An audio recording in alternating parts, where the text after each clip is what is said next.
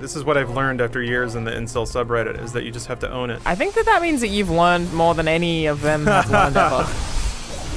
It's true, I have. Like I think that makes you not an incel. Also, you have a girlfriend. Well, you know. He doesn't have sex with her, though. Yeah. I respect her too much to have sex with her. He has to choose between his allegiance as an incel and the love of his girlfriend. But you can't be an incel if it's a choice. I think you've just hit the core of the issue there, Alana. I guess that's a good point, because the idea of it being a choice is pretty much nonsense for everyone there anyway.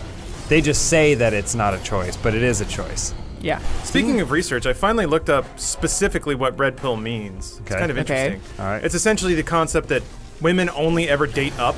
No woman will ever date somebody that's like less attractive than them. Interesting. Yeah, so because of that, there is a disproportionate focus of sexual privilege given to the like top 20% of men, whereas the bottom 80% are screwed.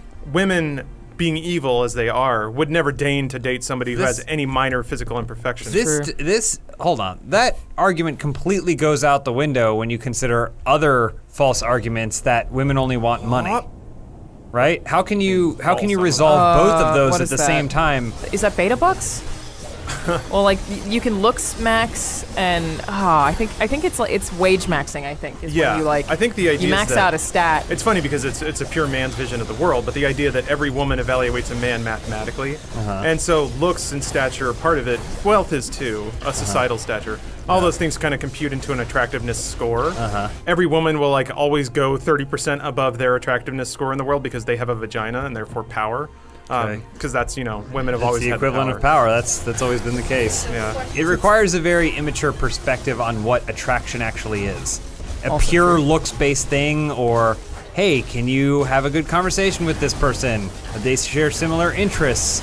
Do you like what they do for a living or their goals for their life? There's a lot of things that go into what attraction actually should mean. But when you isolate it to the most basic definition, then yes, you're bound to be wrong. Let's go to Dave & Buster's and cruise for incels. We should. And just like take them under our wing. You think you could convert an incel, Lawrence? I've tried. How'd it go? Poorly. People don't become incels because they actually want to improve themselves. They become incels because they want an excuse about how to their not life improve is going. themselves. Exactly. Correct. Yeah. They want to be told it's out of their Seven control. health.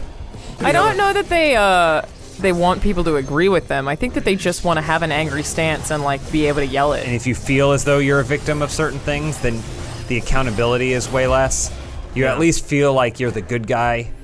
Bad guys are never the victim of anything. They're always the cause. Yeah.